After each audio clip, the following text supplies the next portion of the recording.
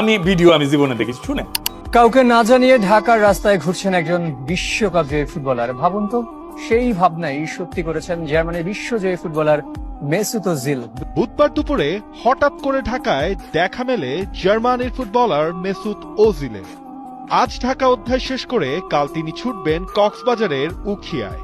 সময় কাটাবেন রোহিঙ্গা ক্যাম্পের শরণার্থীদের সাথে। পবিত্র রমজানের প্রথম ইফতারও করবেন তাদের সাথেই। রোহিঙ্গা ক্যাম্পের ভেতরে আশ্রয়কেন্দ্র, শিক্ষা ও স্বাস্থ্যসেবা কার্যক্রম পরিদর্শন করবেন মেসুত ওজিল। সেটা নিয়ে আমরা আলাপ করেছি।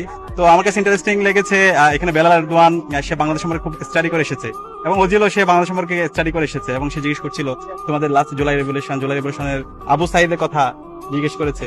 তো সব মিলিয়ে মোটামুটি ওয়েল ইনফর্ম, তারা কাজ করতে চাই। এবং আমিও বললাম ওজিলের বাংলাদেশে ব্যাপক ফ্যান বেজ আছে, খুব পছন্দ করি আমরা তাকে এবং তার খেলার শৈল্পিকতা।